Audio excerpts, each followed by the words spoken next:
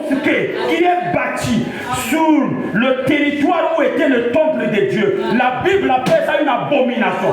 Parce que Dieu n'a jamais envoyé les musulmans. Dieu n'a envoyé que Jésus pour sauver le monde. Il n'a pas envoyé Mahomet. Dites Amen. Ce sont des théologiens qui s'est parlé du Moyen-Orient. Mais je vais te dire, les musulmans, avant l'enlèvement, les élus croiront le message. Dites Amen. Et ceux qui ne croiront pas le message passeront par la tribulation. Mais ils seront sauvés par rapport à leur justice, au bien qu'ils ont fait.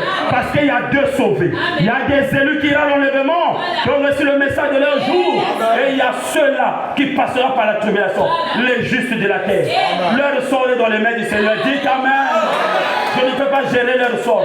Mais la Bible appelle la mosquée une abomination. Parce que ce n'est pas la volonté de Dieu. Alléluia. Et aujourd'hui, les Juifs se battent. Parce qu'il est en train de chercher la sécurité. Il veut avoir la sécurité. Donc tout autour de lui, il ne veut pas qu'il y ait des gens qui ont des armes qui peuvent leur faire du mal. Amen. Posez-vous la question. Ça c'est quel pays qui bombarde notre pays et puis les États-Unis viennent encore ajouter des bombardements. Posez-vous la question. Quand la Russie a bombardé l'Ukraine, l'Amérique a donné des sanctions. L'Amérique a sanctionné les Russes. Ils ont sanctionné, ils ont gêné les avoirs russes pour l'empêcher d'aller loin. Ils ont soutenu l'Ukraine. Mais aujourd'hui, quand Israël bombarde l'Iran, au lieu que les Américains soutiennent l'Iran, non, il vient encore ajouter les B2 pour bien bombarder des sites nucléaires. Posez-vous la question, pourquoi? Il y a une prophétie. Il y a une prophétie. La Bible dit Israël aura la sécurité. Avant la fin des temps, Israël aura la sécurité. Tout autour de lui va établir la sécurité. Personne ne peut encore faire la bouche à Israël. Israël fera éteindre tous ses ennemis. Parce qu'il doit construire les temples. Et quand il construira les temples, la bête qui va gagner toutes les nations ira là-bas, cherchera à dominer Israël. Israël refusera. Il refusera que la bête le domine. Et la bête se fâchera contre Israël. Et l'Éternel se lèvera avec la Russie. On envoyera les bombes à la cité de Vatican. Donne-moi un amen. On envoyera les bombes dans le monde, ainsi que vient la fin. Parce que la Bible dit, lorsque le peuple de Dieu sera en difficulté, l'Éternel se lèvera. Et cette guerre, la bataille d'Armageddon, commencera devant le peuple de Jérusalem. Alléluia. Alors, écoutez quelque chose. Donne-moi la télécommande. Je vais te donner un événement ici. L'événement, je vais te donner ici. C'est ça? Oh là là. C'est ça? Je le fais là.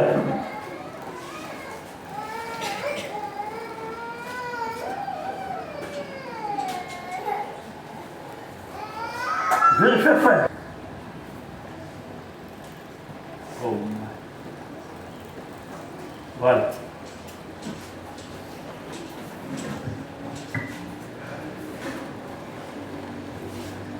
Ok.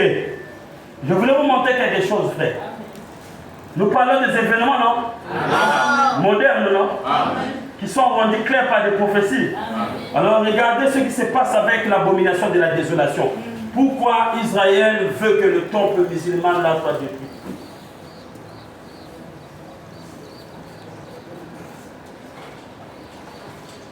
On appelle le temple là le maudit temple, ou la mosquée d'Omar. Écoutez, mets le volume. Autre chose, ils sont plusieurs centaines à Jérusalem à se consacrer depuis plusieurs années maintenant aux préparatifs de la construction du troisième temple, un édifice imposant qui sera érigé à la place du dôme du rocher, l'endroit même où le roi Salomon a construit son magnifique temple il y a de cela plusieurs siècles. Cet endroit est actuellement occupé par la très redoutable mosquée d'Omar, qui selon les Juifs doit être détruite pour faire place à la construction du temple sacré des dieux afin d'accomplir la prophétie. Assim Toumba nous en parle dans ce récit. Nous sommes à Jérusalem-Est, précisément à l'esplanade de mosquée autrement appelée Mot du Temple. Et c'est exactement ici que s'est trouvé l'immense temple de Salomon, détruit une première fois par le roi de Babylone, avant d'être reconstruit et détruit à nouveau en l'an 70 par les Romains. Actuellement, c'est cette mosquée nommée Al-Aqsa qui a été construite à la place du temple sacré des dieux.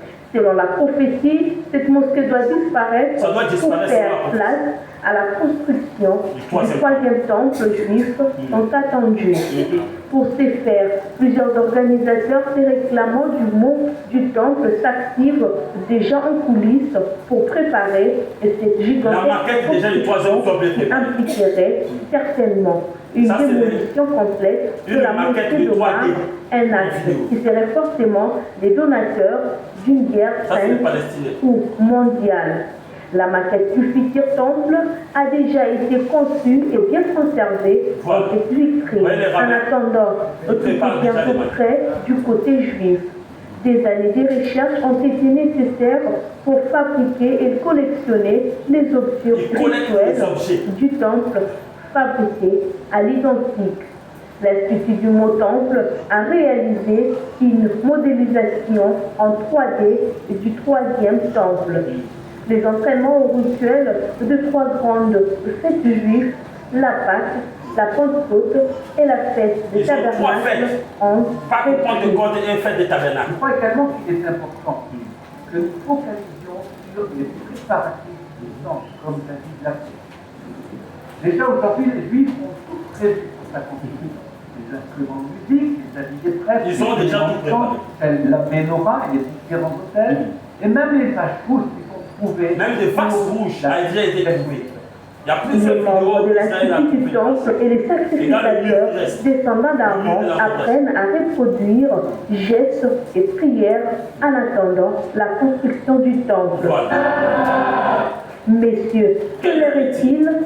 Israël étant l'horloge de Dieu, il est certain que ces préparatifs pour la construction du troisième temple juif constituent un signe prophétique non négligeable qui nous interpelle sur l'enlèvement imminent de l'épouse du Christ qui doit s'accomplir avant toutes ces choses. Voilà. For 3.5 years, Messiah prophesied, and then he was cut off the prince in the middle of the 7th week, and then there's 3.5 weeks left. Yes. Remarquez, l'Église des nations doit d'abord être enlevée. Pour les Juifs, ensuite, la fin des 70 semaines de Daniel aura lieu. Amen. Ok, merci. Amen. Ils ont ajouté l'écriture du prophète. On va acclamer le Seigneur. Amen. Le prophète il dit, remarquez, l'Église doit d'abord être enlevée pour que la grâce retourne en Israël et que Israël bâtisse ses temples. Vous comprenez cela? Amen. Parce que la bataille d'Armageddon se tiendra devant les portes de Jérusalem.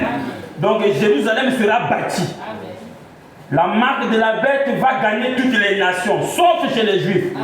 Mais lorsque la bête va trouver que le seul peuple qui restera, ce sera les Juifs, il ira leur mener la guerre. Parce que c'est la bête qui va tuer Moïse et Élie, les deux oliviers qui va convertir cette nation pendant la prédication qu'ils n'ont jamais écouté que lorsque le Messie était sur la terre. Il va leur prêcher la même prédication en faisant les miracles qui va attirer l'attention des Juifs. Et les Juifs seront convertis comme une nation, ils seront gagnés. Et la bête qui sera ici chez les nations en train d'imposer la marque de la bête chez les gens qui n'ont pas été enlevés va entendre les échos que Israël a le réveil. Parce que les nations se disloquent, Jérusalem se réveille. Quand le réveil là, les échos viendront chez les nations, la bête s'élèvera ici, avec sa force ira en Israël. Il va d'abord briser l'alliance que les Juifs ont avec Rome. Il refusera cette alliance. Et quand l'alliance sera brisée, il attaquera maintenant les Juifs. Et il tuera ces deux oliviers. Quand il va tuer ces deux oliviers, il fera une guerre contre les Juifs. Et c'est là où la Russie, qui est toujours à l'extrême, qui n'aime pas les églises, qui ne veut pas l'église catholique chez lui, Dieu va lui utiliser comme un instrument pour venir mettre fin à la cité de Rome. Et il faut même dire qu'il envoyera ses bombes à la cité de Vatican. Parce que c'est là où la capitale de la démonologie religieuse. Dites Amen. Là-bas, c'est la capitale des démons religieux. Et le démon le plus dangereux, c'est le démon religieux. Les démons faciles, c'est les démons politiques. Ça, c'est facile à vaincre. Un franc-maçon est facile à vaincre. Mais un démon qui porte la veste, avec la cravate et la Bible à la main, c'est un démon dangereux. Parce qu'il est proche des vrais. Vous allez penser que c'est un vrai, mais c'est un démon. Frère Branham me dit, entre Moïse et Balaam, prophétisait, Moïse prophétisait. C'était la différence entre les deux. C'était les enseignements. Les enseignements de Balaam déshabiller les femmes. Amener le péché en Israël. Est-ce qu'il y a un alléluia là-bas? Mais les enseignements de Moïse amenaient les gens à vivre la parole. Ce qui fait la différence entre le pape et Branham.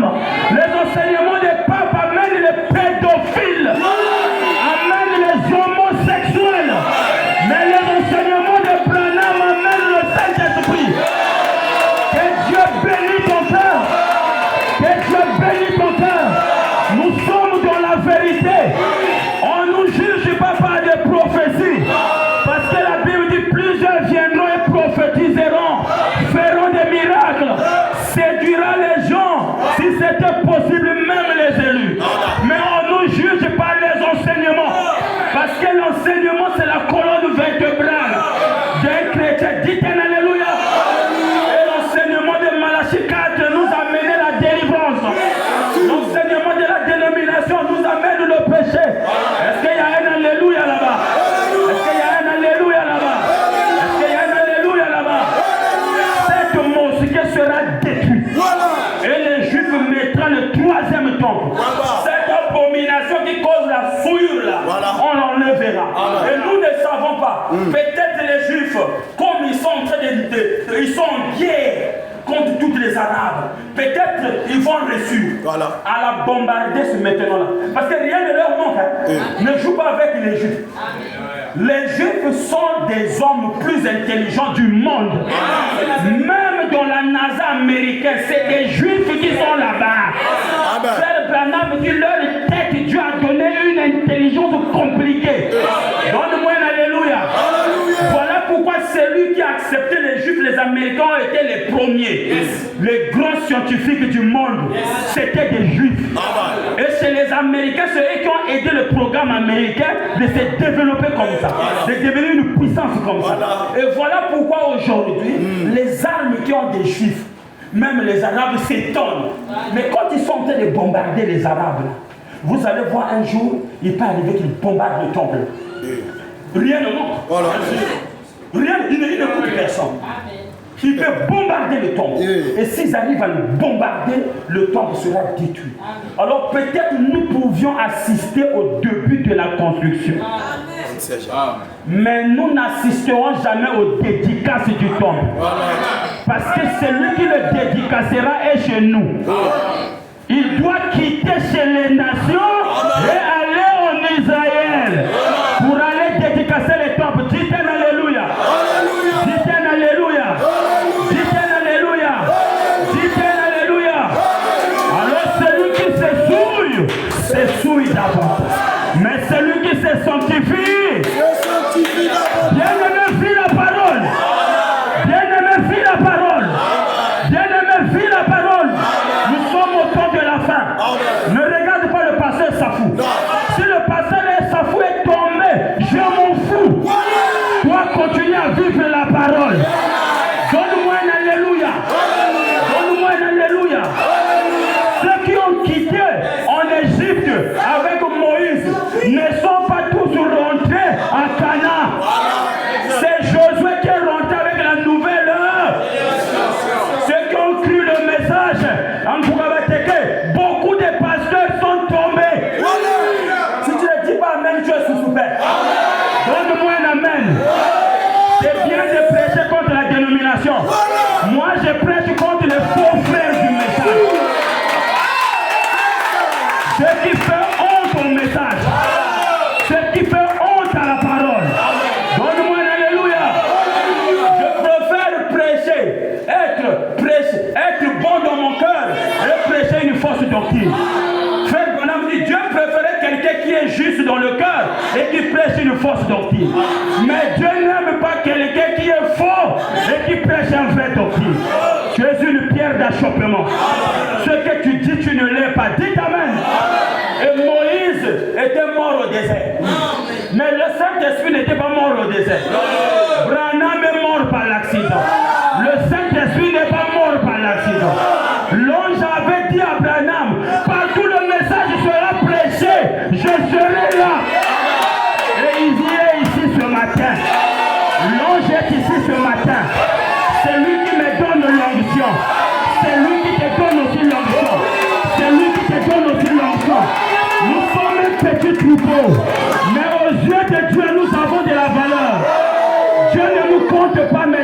pèse. Alléluia. Une vie vécue est un témoignage. Frère, vit la parole. Ma soeur vit la parole. Mon frère vit la parole. Ma soeur vit la parole. Alléluia. Nous avons vu les témoignages des grands serviteurs de Dieu. Aujourd'hui à l'internet, on est en train de parpiller ça partout. C'était des grands impudiques dans les églises là-bas. Mais nous on les voyait, les grands serviteurs de Dieu. Ils ont fait honte à ce message. Branham n'était pas tombé. Le frère Joseph n'est pas tombé. Pourquoi vous tombez? Vous faites des compromis à la parole. Revenez à la parole. Amen. Revenons à la parole. Frère Branham a dit, l'épouse d'Adam était tombée, mais l'épouse de Jésus ne tombera pas. Parce que Jésus n'est pas tombé. Il a dit, ma puissance est à vous. Ma toute puissance est à vous. C'est à vous de l'utiliser. Ce que je fais, vous en ferez aussi.